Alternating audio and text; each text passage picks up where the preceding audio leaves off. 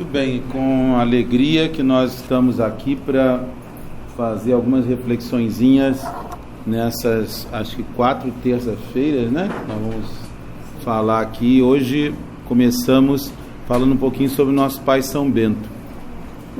Mas antes de falar sobre São Bento, nós temos que fazer algumas preliminares que eu coloquei aqui no quadro, chamando questões introdutórias. Desculpe, minha letra está tudo meio inclinado aqui.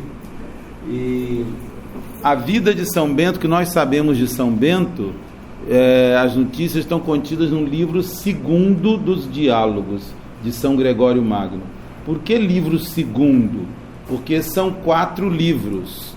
São Gregório Magno escreveu 4 livros e o segundo desses livros trata sobre São Bento, fala de São Bento. Então é interessante que a gente vê que já essa obra, alguns dizem que essa obra, os livros dos diálogos, muitos autores antigos têm livros de diálogos, era um estilo de escrever, né? Às vezes era fictício, inventava um personagem, porque assim era muito fácil, né? Ele fazia as perguntas que a pessoa queria falar, né? Do que a pessoa queria falar, então se faziam as perguntas. Mas isso já vem antes do cristianismo, né? Nós temos os diálogos de Platão, por aí, então tem muitos outros tipos de diálogos. Mas essa obra, ela é constituída de 4 livros. O primeiro livro trata de 12 personagens. O terceiro livro, 38 personagens. Né? E o 4º livro tem 62 capítulos que tratam de assuntos sobre a vida eterna, de fins últimos. Então, o livro segundo trata de uma pessoa, que é São Bento. De modo que a gente percebe assim que São Gregório quis destacar nessa obra dele, dos diálogos, a pessoa de São Bento, a vida de São Bento. Agora, quem é esse autor? Por que eu estou abordando isso aqui? Porque muita gente que lê o livro diz: nossa, eu pensei que eu fosse encontrar assim, uma vida mais profunda de São Bento, alguma coisa assim, né? E será que é São Gregório Magno mesmo que escreveu isso? Muita gente achava, já na antiguidade, que era um livro assim meio ingênuo e que, portanto, não podia ter saído de São Gregório Magno, que escreveu coisas de memória, Moralia, né? As morais em Jó, comentário ao Evangelho, né? E como que São Gregório, a regra pastoral, como que São Gregório, um papa, um homem tão inteligente, escreveu um livrinho assim tão piedoso, né? Mas os livros de diálogos são a obra de espiritualidade de São Gregório. E por isso a gente precisa estudar bem, não é o caso, nós vamos fazer um estudo aprofundado desse livro aqui, mas vale a pena, porque é uma obra maravilhosa e que tem um ensinamento muito bonito para nós. Mas deixemos isso de lado e consideremos um pouquinho falar São Gregório. São Gregório Magno nasceu de uma família muito importante na primeira metade, finalzinho da primeira metade do século VI. Ele foi Papa do ano 590 a 604, tá? De 590 a 604, São Gregório Magno foi Papa.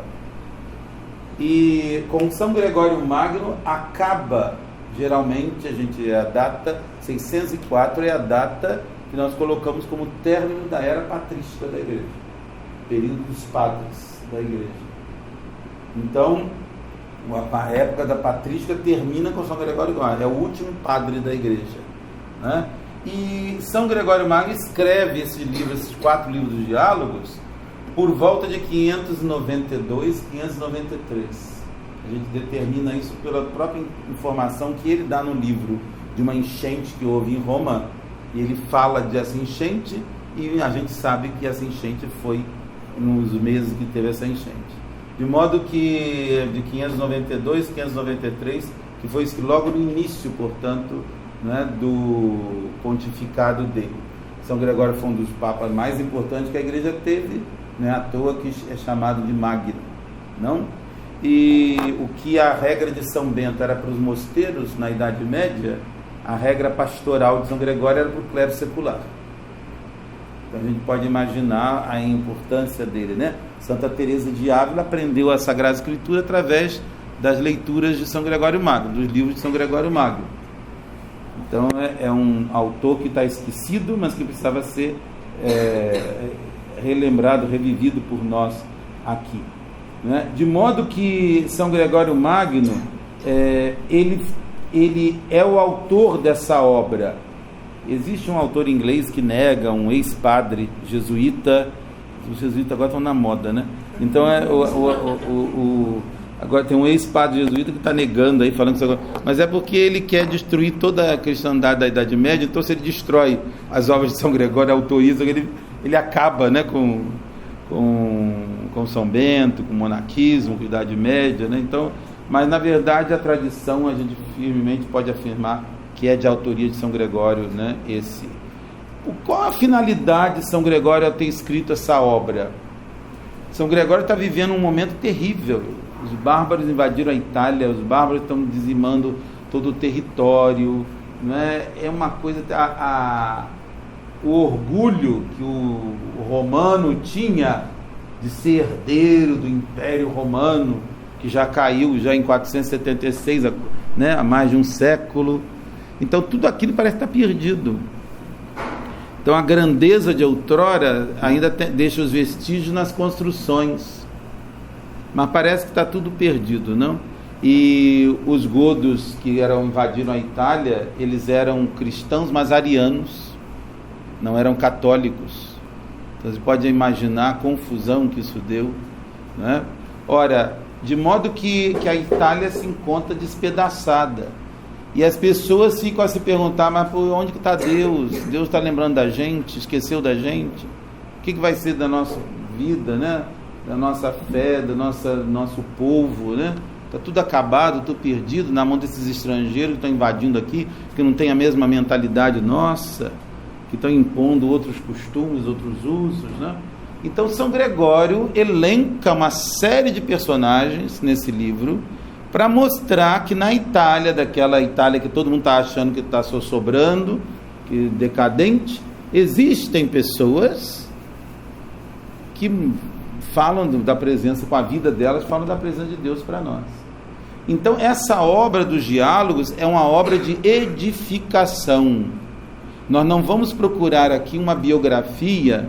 A mãe de São Bento era dona fulana de tal, ela já vinha da família tal, nasceu não sei aonde, São Bento nasceu na maternidade tal, a babá que cuidou de São Bento era tal, não sei o que. Não tem data, essas coisas, que isso não interessava. Numa obra de edificação, que na igreja, essas obras de edificação começaram com Santo Atanásio, com a vida de Santo Antão, e daí a vida de São Martinho, vida de Santa Macrina, vida de santos e santas que foram contados, tudo nesse estilo. Quer dizer, fazer com que o leitor, ao ler aquela obra, ele sinta o desejo de viver aquilo que ele está lendo. Por isso que chama ele literatura de edificar, é para edificar o leitor. Santo Agostinho, quando ouviu a narrativa da vida de Santo Antão, quero ser monge, imediatamente. Então cuidado, vocês lerem a vida de São Bento, né? Então a obra de edificação, a vida de Santo Antão, por exemplo, nós vamos ver aqui, é mostrar que esse santo, essa pessoa, é um homem, é uma mulher de Deus, habitada por Deus. É alguém que Deus fez um instrumento dele nesse mundo. Então é alguém que se deixou, né, ser um instrumento de Deus. Então é isso que São Gregório quer passar para a pessoa que lê o texto. Só que ele dá tantos detalhes de lugares, nomes de pessoas, de bispos, de famílias, né, que a gente vê que esses dados todos que São Gregório organiza nessa obra mostra a veracidade do livro. Porque ele não é o São Gregório, um papa. Como que ele ia escrever um livro mentiroso, cheio de mentiras, cheio de coisas inventadas, né? As pessoas na época dele iam ler isso daqui e achar pavoroso. Meu Deus, o que é isso? O que o Papa inventou? Mas não, ele dá o nome dos abades do mosteiro, ele diz o nome das famílias né? Ele fala, não, no nome das pessoas, dos lugares. Ele fala de Tótila, que passa para falar com São Bento, e a gente sabe pela história quando foi que Tótila passou lá para o Monte Cassino, entre Nápoles e Roma, quando ele invadiu Roma. Então, cruzando os dados da história com dados que emergem do diálogo de São Gregório, a gente pode determinar mesmo, vamos dizer assim, um currículum vitae de São Bento, né? Alguns dados que sobressaem do texto de diálogo, dá para a gente montar assim um percurso, um itinerário, né? Um iter da vida de São Bento. Então não é o caso, não vamos fazer aqui agora, mas eu aconselho a vocês, tem uma edição boa, não é porque eu fiz as notas na introdução não, tá? Mas é uma introdução muito boa, tá bem didática, do livro da vida de São Gregório, editada pela Lumen Christi, editora aqui do Mosteiro do Rio. Aí vocês têm tudo isso muito explicadinho lá, né? Então é uma obra de edificação, não é uma biografia no senso moderno do que nós chamamos hoje de biografia, né? E outra última coisa que a gente tem que falar, antes de propriamente abordar aqui o texto da vida de São Bento, é o nexo entre milagre e santidade, que é uma coisa que está perdida hoje em dia. Apesar de que no processo de beatificação e canonização se exigir milagre para a pessoa, para o santo ser canonizado, mas esse nexo se perdeu hoje. A gente pega a vida de um santo hoje aí você vai ver tantos aspectos psicológicos, da vida daquela pessoa, e começa a falar do relacionamento que a pessoa tinha com os outros, né, o como viveu. Isso não interessava aos antigos, não tinha absolutamente interesse algum por isso. Eles interessavam em ver como é que Deus agia através daquela pessoa.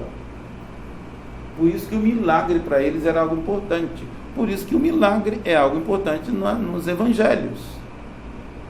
Só que, parece contraditório isso, quando hoje muita gente lê a vida de São Bento, fica nos milagres. Para nos milagres. São Bento é exorcista. São Bento chega a pessoa lá no mosteiro, exorciza aqui, padre, essas medalhas de São Bento. Eu começo assim, tiro a chave, tiro a carteira de identidade, tiro a sal, tiro o óleo, tiro tudo. Você só sabe o que tem escrito aqui nessa medalha. Então tem que fazer uma catequese para a pessoa te dar a bênção. Mas é engraçado isso, porque justamente o milagre é contado, mas o mais importante no segundo livro não é tanto a narrativa do milagre, é a reflexão que São Gregório faz a partir do milagre feito.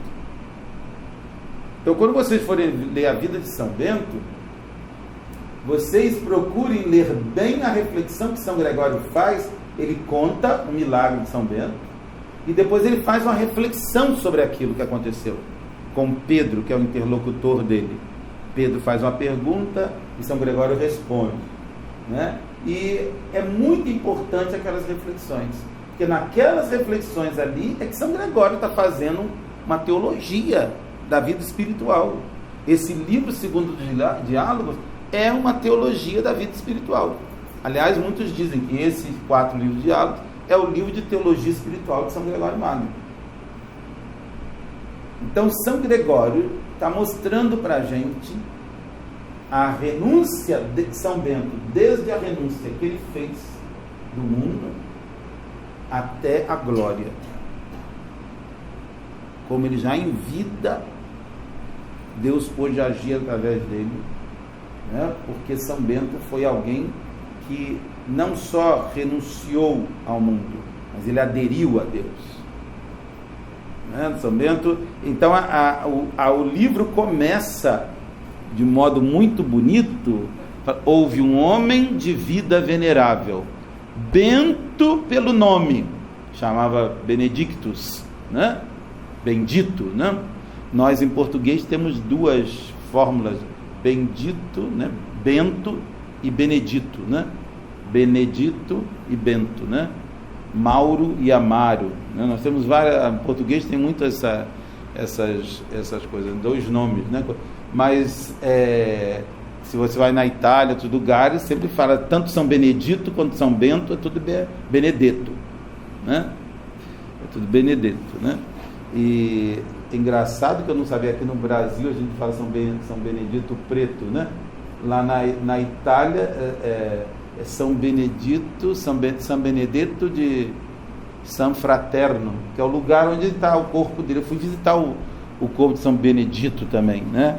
Lá em Palermo, né? E muito bonito, a história também maravilhosa de São Benedito. Mas São Bento, então, esse nexo entre milagre e santidade é muito importante para a gente entender esse livro de São Gregório, porque nós hoje não temos, talvez assim, a ideia do que é da importância, né, de contar um milagre para os antigos, né? Então, há um autor que diz que o relato dos milagres de Bento constitui, sobretudo, uma ilustração de sua vida carismática, quer dizer, cheio dos carismas de Deus, dos dons de Deus. Os milagres são um afloramento na vida de São Bento dos dons que Deus conferiu a ele. Então, para nós é muito difícil, hoje as pessoas são muito céticas em relação a milagres, né? Ou então são crédulas demais, né? Acredito em qualquer milagreiro que passe por aí, né? São Gregório e seus leitores, eles encontravam uma real satisfação nas narrativas dos milagres, profecias, visões que envolvem os personagens dos diálogos. Não? Então nós constatamos aqui uma distância muito grande que hoje o homem moderno tem para essa mentalidade da época de São Gregório. Mas sobretudo, a primeira pergunta que nós podemos fazer sobre essa relação entre milagre e santidade é de onde São Gregório tirou essa ideia, né? E não é difícil para quem já possui uma certa iniciação na literatura antiga perceber que os diálogos pertencem a essa tradição que eu falei, né, que vem desde Santo Atanásio, das obras de edificação.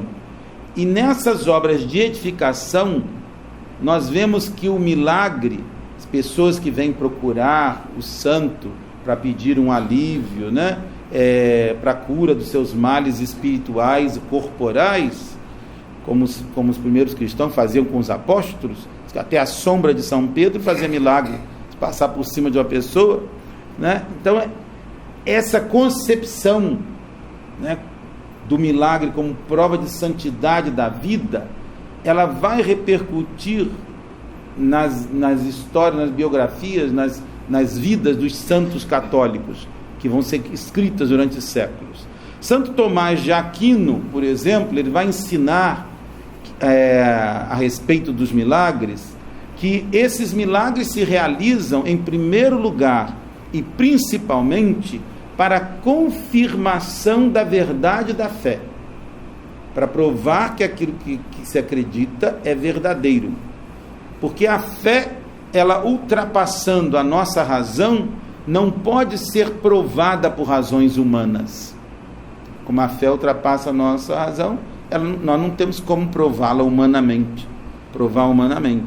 Então, a prova dessa fé vai ser justamente o milagre, algo que foge ao ordinário, algo extraordinário, que foge ao natural, algo sobrenatural, né? Então, é um argumento, vamos dizer assim, do poder divino, se a gente pode dizer assim. Santo Tomás ainda diz, em segundo lugar, que os milagres acontecem para evidenciar a presença de Deus naquela pessoa, naquele homem, naquela mulher, pela graça do Espírito Santo, a fim de que, realizando essa pessoa as obras de Deus, se creia que Deus, né, nele está pela graça, na presença de Deus na vida daquela pessoa. E por outro lado ainda, os milagres acontecem para demonstrar a santidade de uma pessoa que Deus quer propor aos outros como exemplo de virtude. Então, apesar desse ensino tradicional da igreja, para nós hoje, o santo é aquele cristão que praticou todas as virtudes em grau heróico, né? Aliás, é até para se declarar que alguém, né? Acho que como se diz no processo de beatificação, alguém se torna venerável, não é isso? O Papa declara que a pessoa é venerável quando se declara que ele viveu em grau heróico essas virtudes. Então o Guido Schaeffer, que está aí em causa de beatificação, né, já é reconhecido como servo de Deus, vai passar a ser venerável quando for reconhecido as virtudes heróicas dele. Então hoje para nós, né, é isso, né? A pessoa se imolou sua vontade, submetendo a Deus uma obediência heróica. Os milagres, ainda que sejam exigidos para a beatificação, para a canonização, ocupam um lugar acidental na sua vida, né? Aliás, as modernas biografias de santos não dão tanto lugar como as antigas vidas ao milagre, ao extraordinário. Ver a vida de São João Bosco, a gente fica impressionado com coisas, né, de que aconteceram. Santo Antônio era impressionante, né? Coisas que São José de Cupertino, né? E todo mundo na cidade assistiu ele não levitou, ele andou pelo ar, né? Todo em quadros, né? Porque estavam as autoridades, toda a população da cidade vendo ele voando, né? Então as pessoas hoje, mas será que isso aconteceu, né? Fátima, tem gente que fala que foi ilusão, que foi uma ilusão coletiva, né? Que todo mundo foi sugestionado a ver aquilo que aconteceu ali, né? A roupa de todo mundo secou, né? Ficou todo mundo molhado, todo mundo ficou seco, né? Então, quer dizer, então você vê, o ceticismo hoje conta essas coisas maravilhosas que se contam da vida das pessoas, dos santos. A gente vê aí nos livros, né? As pessoas falando, a ponto que muita gente, isso é coisa antigamente. Aí tem gente, por que antigamente acontecia tanto milagre, hoje não acontece? Né? As pessoas falam, né? Tem que perguntar, coisa assim. Então, de modo que, né, essas vidas hoje, elas analisam mais a parte humana, o desenvolvimento, né, da pessoa, psíquico da pessoa, né? O desenvolvimento da santidade, mas como a vida divina, a força do Espírito Santo, a graça atuam, né, nessa pessoa, como transformam bruscolentamente o homem, como este, vivificado pelos sacramentos, vence com auxílio divino a concupiscência, o egoísmo, as inclinações internas para o mal, como vence o mundo, as tentações que vêm de fora, como cresce na veracidade, na humildade, na caridade, na vida de oração. Então, os conhecimentos psicológicos mais desenvolvidos que outrora dão ao biógrafo atual um instrumento talvez mais eficaz, a gente pode dizer assim, para retratar essas virtudes, santidade do seu biografado, né?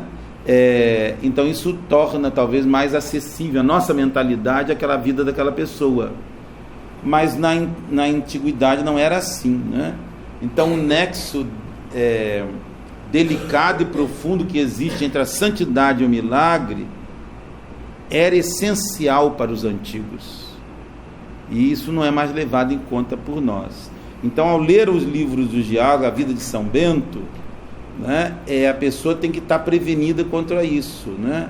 A obra redentora de Cristo é, em primeiro lugar, uma satisfação dada ao Pai do céu pelos pecados do mundo, mas é também a libertação da lei da morte que esse mundo estava submetido, né, sobre a qual o gênero humano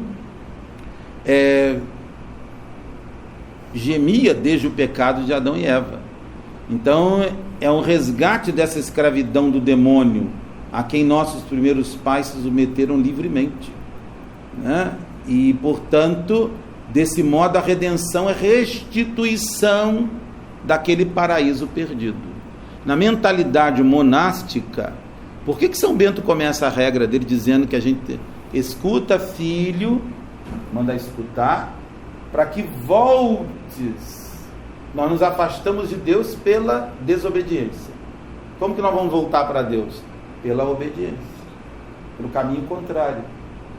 Então, para o monaquismo antigo, e São Gregório é monge, né, a vida espiritual é uma volta para Deus, é uma recuperação daquilo que foi perdido, do paraíso perdido. Então nós temos que ter isso em mente quando a gente lê os apofitegmas dos padres do deserto, as vidas dos monges antigos. A gente vê no progresso espiritual da vida daquele santo, a gente vê a recuperação do paraíso. É como se nesse mundo a pessoa já pudesse de algum modo, né, botar um pezinho, né, na soleira, né, do paraíso. Então é algo que a gente tem que levar em conta quando lê. Então esse nexo entre milagre e santidade é muito importante para a gente ler essa obra. E assim, portanto, as curas milagrosas, os episódios narrados, querem manifestar essa vitória de Cristo e do Espírito Santo sobre o sofrimento. Quer dizer, a restituição da vida a um morto, a vitória sobre a morte. Então, outros milagres querem colocar em evidência o domínio de Cristo sobre os elementos da natureza, a semelhança do homem paradisíaco, né, que estava subtraído à influência nociva de todos esses elementos. Então, os fatos extraordinários, eles ganham um status de prova, de confirmação da santidade. E assim é que deve ser visto por nós. Eles confirmam a santidade de São Bento, daquele homem de Deus. Então, até mesmo a luta de São Bento contra o demônio, o antigo inimigo, né, as suas profecias devem ser entendidas dentro dessa finalidade pedagógica de edificação. Os exorcismos, né? Porque nenhum sinal é mais eficaz para demonstrar a libertação da escravidão do príncipe das trevas do que a expulsão do demônio em caso de possessão. As predições, né? Porque a profecia, o conhecimento dos segredos do coração humano, a cardiognose, né? Conhecimento do coração que São Bento adquiriu, a união, indicam a união da pessoa com Deus, o Espírito Santo, né, que conhece as profundezas de Deus e para cujo olhar tudo está a descoberto. Então São Bento vai num crescendo espiritual que ele começa a ver, né, Deus lhe dá o poder de ver até o que a pessoa está pensando, né? É um caso muito engraçado que ele está comendo, tem um rapazinho que está segurando a vela, né, para ele lá. E aí o garoto falou: o que eu estou fazendo aqui para esse velho, né? Meu pai, um homem importante, eu venho de uma família tão importante, estou aqui igual um escravo segurando essa vela. São Bento olhou para ele e falou assim: irmão, faz o sinal da cruz do seu coração. O monge ficou apavorado, né? Tira a vela dele e bota outra para segurar. Aí o pessoal ficou apavorado, que viu que não podia esconder mais nenhum pensamento de São Bento, né? Porque São Bento já estava lendo até o pensamento deles, né? Então, isso mostrava para os monges justamente que Deus habitava São Bento e que, portanto, nada mais passava desconhecido de São Bento. De modo que é muito importante que a gente pense isso antes de ler o livro dos Diálogos, né? Por isso eu quis fazer essa introduçãozinha aqui. Agora vamos percorrer um pouco a vida de São Bento, para a gente falar em grandes linhas aqui. Quando tiver uns 10 minutinhos faltando para terminar, me avisa aqui, né? São Bento nasce, segundo a tradição, em Núrcia, tá? Núrcia. Hoje essa cidade se chama Norcia, na Úmbria, a mesma região da Itália de São Francisco. São Bento e São Francisco são vizinhos, né? Aliás, a Úmbria é uma terra de santos. Santa Rita de Cássia está 10 quilômetros de São Bento, né? Quem vai visitar São Bento visita Santa Rita, quem vai em Santa Rita visita São Bento, né? Porque está pertinho um do outro, né? E é muito bonito também, né? A vida de Santa Rita, né? Não sei se conhecem. Uma viúva, sofreu, o marido maltratava ela, uma coisa que foi assassinado, uma história pavorosa. E ela santificou todo mundo, né, em volta dela, né? Então, é uma pessoa santa, santifica tanta gente. Mas a Úmbria é a região, né, muito bonita, sofreu muito com terremoto ultimamente, né? Destruiu. A única coisa que foi em pé foi a fachada da igreja de São Bento. Está lá em pé a fachada, o resto caiu tudo, né? Os monges tiveram que sair de lá, estão construindo um mosteiro novo agora, num monte fora da cidade, porque a cidade norte é uma cidade murada, tem muralhas, então é muito bonita, né? Mas ficou tudo tremido, né? Tem várias portas para você entrar dentro da cidade, uma cidade medieval linda, né? Muito bonita. Mas hoje se chama Nórtia. São Bento deveria ser de família abastada, porque ele foi mandado para estudar em Roma e foi acompanhado ainda por uma empregada da família, uma ama, né? Que com certeza ia cozinhar, cuidar da casa onde ele ia morar, né? Lá em Roma tem uma igrejinha, San Benedetto in Pintinula, que se diz que é a casa que São Bento morava, lá em Roma, né? Tem uma capelinha pequenininha lá, né? E de modo que São Bento foi para Roma, começa os estudos, mas vê a decadência que a cidade se encontra, sobretudo os estudos, e ele fica apavorado e ele decide fugir com a ama para uma cidadezinha chamada, na direção, né, que sai de Roma, chamada Enfide. Hoje se chama Áfile. Os nomes mudaram, né? Mas por exemplo, norte é na principal entrada da cidade, Vetusta Nursia, antiga Núrcia, está escrito na porta da cidade, né? Cidade norte, né? Então, Enfide, né? Essa cidadezinha onde São Bento passa a morar e viver uma vida frequentando a igreja da paróquia, da cidadezinha, no meio de todo mundo ali, né? A ama cuida dele e ele começa a viver uma vida de oração. E um dia a ama, esse é o primeiro milagre de São Bento, a ama pega um crivo, uma panela, como que a gente diz aqui, faz com feijão, com uma coisa, hein?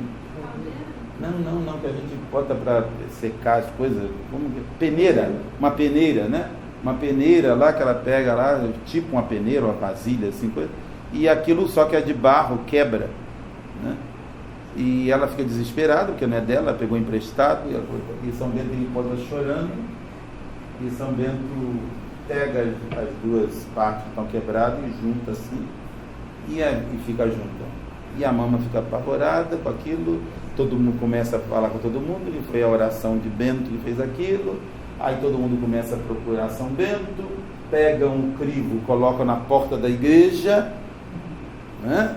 Para mostrar que é uma coisa extraordinária que aconteceu no lugar, e São Bento, que estava em paz, vivendo ali esquecido de todo mundo, se encontra no meio de um furacão de gente, né, tendo ele como um milagreiro, todo mundo procurando por ele, todo mundo querendo que ele rezasse. Aí ele fica desesperado e ele foge dali e vai então para um lugar chamado Subiaco, né? Que até hoje, né, se chama Subiaco porque estava localizado, o Nero mandou fazer 3 lagos naquela região, então Sublacos, né? Sobre aqueles lagos que tinham ali. Hoje tem o rio ainda, o rio Anio, é limpo, muito bonito, é um vale maravilhoso assim, com montanhas altas, assim, um vale profundo, o rio passa lá embaixo. Hoje tem estradas, tudo, né? E nessa região, então, São Bento passa a viver lá como uma vida eremítica, né? Uma gruta assim, embrenha lá pelo meio da mata e vai viver como eremita lá. Antes ele encontra um monge chamado Romano, que era monge de um mosteiro ali próximo, e Romano dá o hábito a São Bento. Na antiguidade, o hábito que era colocado na pessoa era o sinal da profissão. Quer dizer, a pessoa adquiriu aquele estado de vida ao receber a roupa. Por isso que até hoje, para nós, há um simbolismo muito grande, né, na vestição de um irmão. É feita uma cerimônia muito bonita no capítulo do mosteiro, e o abade desce para a pessoa das roupas do mundo, né? Geralmente vai de terno, então tira paletó, tira gravata, né? E vai e coloca a roupa do mosteiro na pessoa. E cada peça que ele vai colocando, ele vai dizendo alguma coisa, tem uma oração para cada peça. Primeiro é dado a bênção na roupa, né? E depois, então, cada peça que veste a pessoa, né? a túnica, o cinto, o escapulário, né? É colocado na pessoa. Então é uma imposição que faz daquele hábito, né? Como aquele hábito dizendo que a pessoa é, ou que ela deve ser, né? O hábito não faz um monte, mas ajuda, né? Então, o Marcos falava isso, né? O hábito não faz um monte, mas ajuda. Então, de modo que São Bento recebe desse romano, esse romano também começa a levar comida para São Bento. Então, tem várias histórias interessantes aí disso daí, que o demônio tenta tirar a comida, porque São Bento vive numa gruta lá embaixo, então o romano amarra uma cesta numa corda e desce a comida para São Bento pelo pão, né? Tudo para São Bento pela cestinha. E aí um dia então a cesta arrebenta, né? E tinha um sininho, quando tocava o sininho, São Bento saía da gruta para pegar a comida, né? Que o romano trazia para ele. Mas São Gregório conta então todos esses fatos iniciais da vida de Bento, que ele quer narrar, como uma conversão de Bento. São Bento é apresentado como alguém que era jovem, mas já tinha um coração maduro. É muito bonito as expressões que São Gregório utiliza, né? Ele nos apresenta São Bento com um coração de homem amadurecido, não é de um velho, mas de um homem amadurecido, de um homem maduro, né? Ele ainda não é monge antes dele chegar aí a encontrar com o romano, mas nos é mostrado como alguém que não inicia a sua vida assim do nada, porque ele é um abençoado desde o início. É alguém que é bento pelo nome, né? E por essa vida que Deus, né, traçou para ele. Então, a saída dele de Roma, de Efíde para Subiaco, é visto como São Gregório como uma entrada no deserto.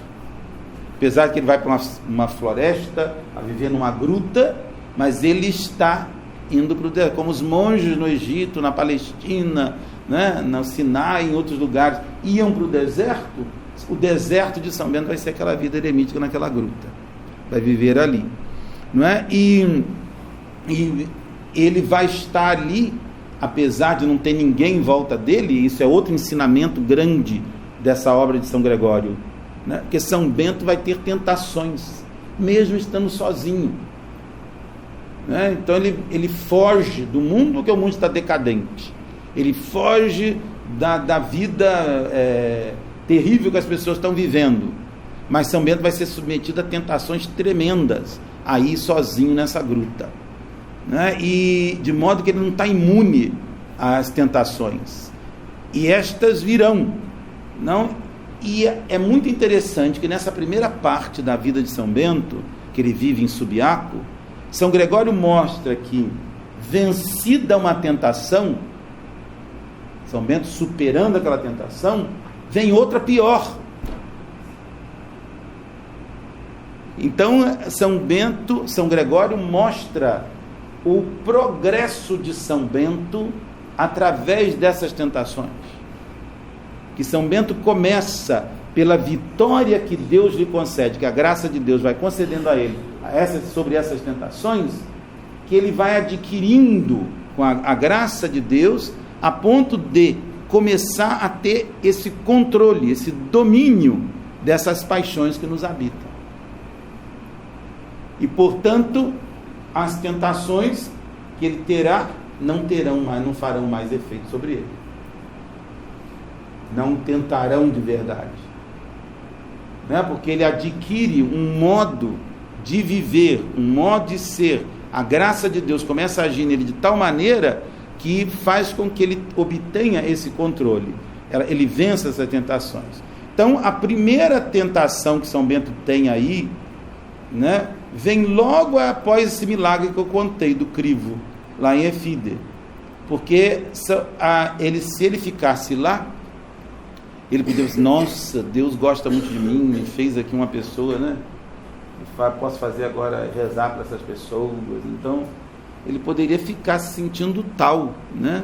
A soberba podia, né, subir aí a cabeça dele, de achar que ele era um privilegiado de Deus, né? Que ele era uma pessoa, já era um santo, né? Tão jovem, né? Mas as pessoas todas vêm a mim, né? Então essa tentação, né, que São Bento vence como? Fugindo das pessoas, fugindo daquele lugar. Se ele ficasse ali, ele percebeu que ele estaria à mercê dessa tentação, que ele poderia cair. Então ele não pode ficar ali, ele tem que sair dali. Ele larga até a pobrezinha da ama, né, que deve ter ficado muito chorosa lá, né, sem ele, né? Então essa primeira vitória sobre a tentação, que o leva para o deserto de Subiaco, né, para a gruta de Subiaco, para uma vida eremítica, então de radicalidade, né, pode parecer que pronto, São Bento venceu, acabou, agora ele está lá na gruta como eremita, né? Mas não é isso que acontece, porque Romano sabe que São Bento está lá na gruta, mas outros pessoas começam também a ver aquele, parece que tem um animal lá naquela gruta, que bicho é aquele que está lá, pessoas que andam pelo meio da mata, e acabam descobrindo São Bento. E pessoas que começam então a ir lá, São Bento começa a dar uma catequesezinha, começa a conversar com aquelas pessoas, São Bento começa a falar e acaba fazendo meio que um apostolado com aquelas pessoas, né? E vai ser justamente essa irradiação após a vitória sobre a tentação que vai trazer a segunda grande tentação dele, né? E ele se torna meio que um guia espiritual, né? E venceu a tentação da soberba, do orgulho, mas agora ele se depara com a tentação carnal, né? Uma mulher que ele teria conhecido, alguns dizem que ele teria conhecido essa mulher em Roma, outros dizem que seria uma das mulheres que ia ali na gruta, né, junto com o marido ou com o pai, né, ou com as crianças, com as pessoas, para levar coisas, levavam fruta, levavam coisa para São Bento. Então a gente não sabe quem é, mas uma mulher que ele teria conhecido, né, e não lhe saía da cabeça, e perturba de tal maneira São Bento que ele entra numa crise total, né? Ele é assolado assim por uma tentação a tal ponto que ele pensa em largar tudo, vida monástica, a gruta, vai voltar para Roma, sair dessa solidão que eu estou. Mas ele tem essa intervenção de Deus, e isso é uma coisa muito importante que nós temos que pensar isso, hein? Porque mesmo nós, quando somos tentados, nós temos um lapso assim, vamos dizer assim, de lucidez, e é a graça de Deus, a moção do Espírito Santo, que diz para a gente, está errado, não pode, não deve, faça isso. A gente tem que seguir isso na hora, quer dizer, a gente segue, a tentação cede. O problema é que nós não seguimos. Nós temos, muita gente tem dificuldade, né, em perceber que isso é a moção de Deus para nós, do Espírito de Deus para nós. Ora, São Bento aconteceu com ele isso, e nessa intervenção da graça, ele toma uma decisão assim, corajosa, radical, né, para pôr fim àquela tentação. São Gregório vai usar uma expressão muito bonita, dizendo que ele mudou a natureza do incêndio. Ele estava sendo incendiado, né? A tentação estava incendiando a vida dele, deixando ele doido, e ele muda, ele se joga numa moita de espinheiros de urtiga, que a tal ponto que o corpo dele fica tão ferido, né, que a dor é tão grande no corpo, que ele nem pensa em tentação, em mulher e nada, acabou, foi tudo embora, né? Porque a dor que ele sente no corpo é tão grande que a tentação vai embora. E São Gregório diz que esse gesto de radicalidade de São Bento fez com que ele, né, adquirisse esse controle desse desejo sexual, né, um domínio perfeito sobre as paixões que atacam a alma nesse ponto. Então, como consequência dessa vitória, ele vai se tornar um guia para aqueles que desejam ser monges junto dele. Então vem uma irradiação, ele vence a tentação, aí tem uma irradiação, rapazes começam a chegar de todos os lugares procurando São Bento, querem viver ali, a ponto que São Bento acaba constituindo quase uma congregação de mosteiros. São fundados 12 mosteiros naquela região. Nós vemos muitas ruínas hoje desses mosteiros. Um dos mosteiros, o mosteiro de São Clemente, existe até hoje, só que mudou de nome. Hoje se chama Santa Escolástica. É a Abadia de Santa Escolástica. Não é porque Santa Escolástica morou ali não, hein? Hoje se chama Santa Escolástica. Tem a gruta que São Bento viveu, hoje é o Sacro Especo, a Sagrada Gruta, né? Especo, spelunca, né? Em latim, né? A gruta, que hoje é um mosteirinho, tem 12 lugar para 12 monges, que é o santuário que abriga a grutinha de São Bento.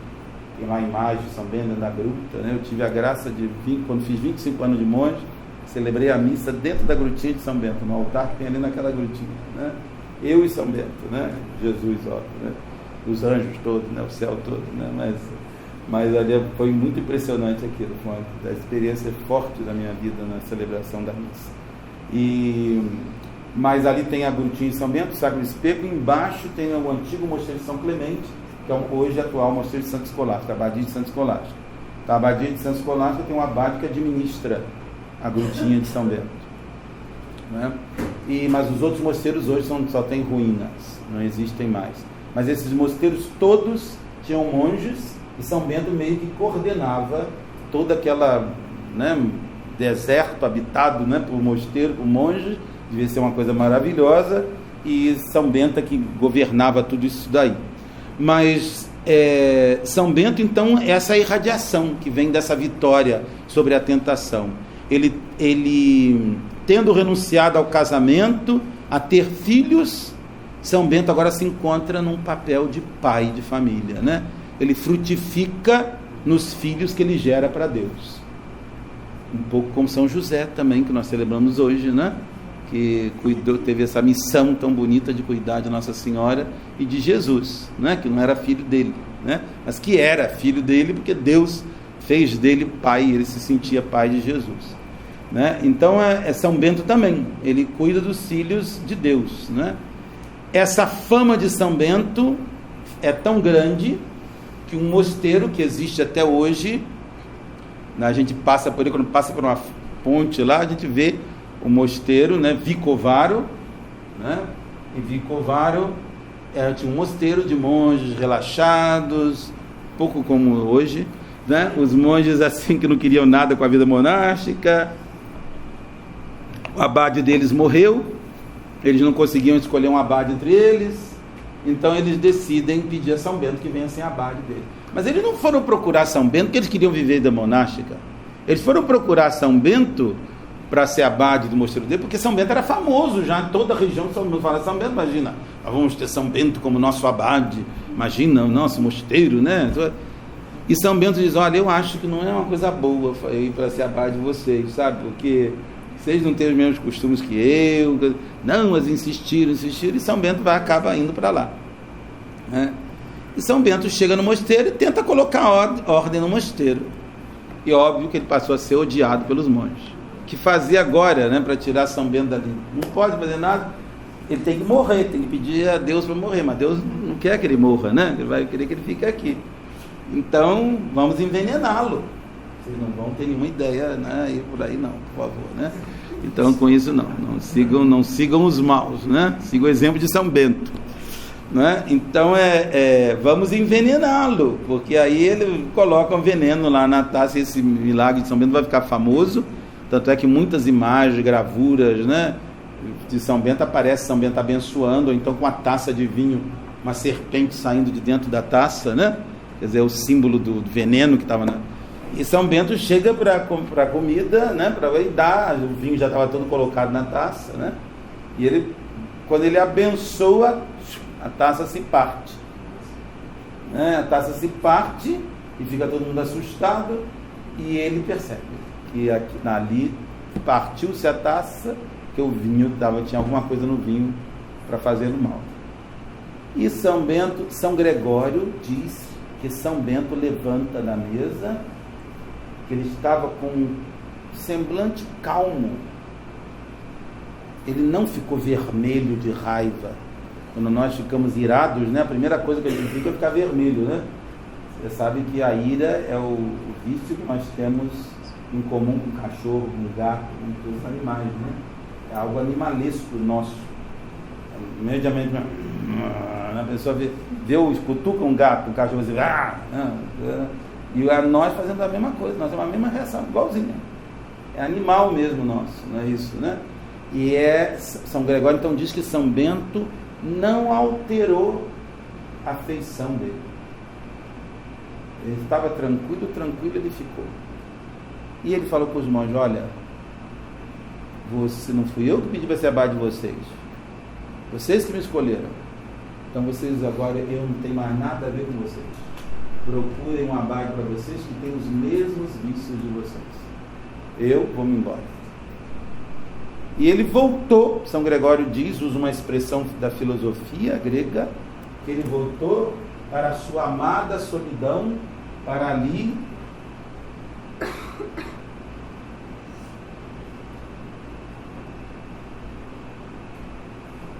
habitare secum, para viver consigo mesmo, né? Ele volta para a sua querida solidão depois dessa intensa purificação, né? Porque ele domina as tendências de raiva, né? Más que estão nele. Então, para os antigos, você dominar o orgulho, dominar a sensualidade, dominar a ira, era você adquirir o domínio das paixões, da alma. Então, os gregos diziam que era alcançar a apáteia, ou apateia, como alguns dizem, né? A impassibilidade. No mundo latino a gente chamava de, São Bento mesmo vai chamar, Cassiano, Santo Agostinho, São José, é a pureza de coração, puritas cordis, adquirir a puritas cordis, pureza de coração, que leva a gente à caridade de Deus. Então São Gregório mostra como que São Bento, né, através desses milagres, através dessas tentações, da vitória nas tentações, da irradiação dessas vitórias que geraram outra tentação, como ele adquiriu controle, né, da vida dele. Então ele podia habitar secum, né? É a característica da vida contemplativa, o habitar consigo mesmo. E não é só uma vida ascética, portanto, de ascetismo, de renúncia, de sacrifícios, de mortificação, né? É algo mais que essa vida que São Bento vive agora, né? Ele está cercado de discípulos, organiza mosteiros, 12 mosteiros, até de Roma começam a chegar pessoas para viverem com ele, pessoas ilustres, querem que seus filhos, né, sejam educados por São Bento, e essa irradiação vai angariar um novo problema para São Bento: a inveja, né, os ciúmes. Um padre, dessa vez é um padre, né, um padre secular, que fica zangado pela fama que São Bento adquire naquele lugar, tal de Padre Florêncio, e ele manda um pão envenenado para São Bento, de presente, para ver se mata São Bento. Todo mundo querendo matar São Bento, né? E espero que ninguém tenha essa ideia, né, comigo lá, coisa no mosteiro, né, coisa. Eu não sou São Bento, não, nem estou me julgando isso, mas. E de modo que tem que ter cuidado com o que vocês comem na rua, né? Abençoa, né? Tem que dar a bênção, rezar antes de comer, para o alimento não fazer mal. E esse Padre Florêncio, né? Nós tínhamos um padre velhinho lá no mosteiro, Dom Leão, que tinha sido médico. Ele era muito inteligente, muito capaz, muito bom mesmo. E conhecia muito São João da Cruz, Santa Teresa de Ávila. As carmelitas aqui de Santa Teresa gostavam muito dele. São José, Carmelo São José, todos gostavam muito dele. E ele não come sem a bênção, não. Então a gente passava perto dele com café, né? Quando não era padre, ele dava bênção pra gente. Olha o que aconteceu com São Bento, a gente fala. Então, ao se anunciar esse Padre Florêncio, foi uma coisa terrível, né? E ele percebeu que ele não adiantava mais atacar São Bento, porque se ele atacasse São Bento tirava de letra agora as coisas, ele estava com, né, ele tinha um domínio, né, de si próprio. Ora, ele então falou, não, mas peraí, os discípulos dele não são como ele, não chegaram a esse grau ainda de vida espiritual, de vida em união com Deus. Então aí tá, então ele contratou umas moças lá, que foram meio seminuas, dançarinas, né, para ir lá para frente do mosteiro para tentar os monjos. E São Bento ficou apavorado, de ver aquilo lá. Esse homem está desesperado, ele está sabendo que comigo ele não pode nada, então ele está querendo o mal dos meus discípulos. Então, se sou eu que estou fazendo isso com ele, eu vou embora daí. E São Bento, veja o que São Bento fez. Ele renunciou a tudo que ele tinha feito ali. Aqueles mosteiros, aqueles filhos, ele nomeou superior para os mosteiros, organizou tudo, pegou alguns monjos com ele e partiu, foi embora. A tristeza dos monjos, tudo, né? E foi para outro lugar. E o padre Florencio começou a festejar lá na casa dele, né? A saída de São Bento, começou que São Bento ia embora, começou a soltar foguete lá que São Bento estava indo embora, e nisso São Gregório conta que a casa dele, né? A varanda que ele estava caiu, e nos escombros dessa varanda ele morreu.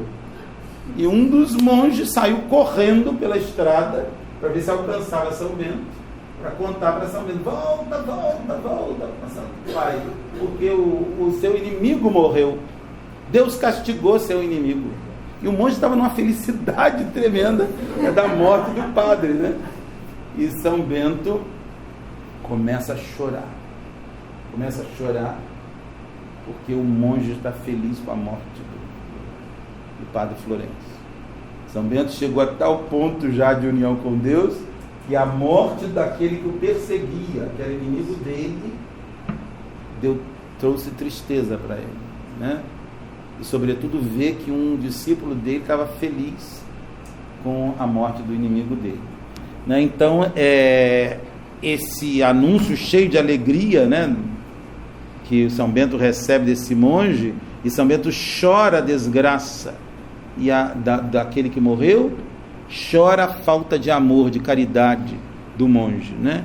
Então São Gregório termina essa primeira etapa da vida de São Bento como o triunfo da caridade. Mostra São Bento é um homem de Deus, ele tem o espírito de todos os justos, ele é habitado por Deus, e por isso a caridade de Deus aflora dele. Não tem mais lugar nele para ódio, não tem mais lugar no coração dele, né, para odiar alguém, para ficar feliz com a desgraça de alguém, né? E ele vai então, São Bento continua a viagem dele, vai para Monte Cassino. Em italiano a gente escreve tudo junto, em português Monte Cassino. Não confundir com Monte Castelo, tá? Tem gente que quando fala, os brasileiros lutaram lá, né? Não, lá teve uma grande batalha sim, mas não foi com os brasileiros não. Lá foram, né, os aliados, lá eram os norte-americanos, acho que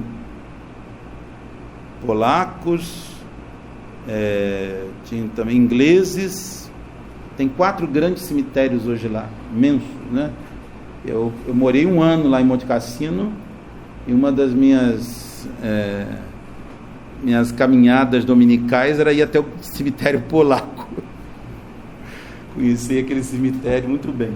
É impressionante, a gente vê a sepultura, todos os soldados, tudo com menos de 30 anos. Todo mundo com menos de 30 anos. Impressionante. Quantidade de rapazes com 20, 21 anos, todo mundo.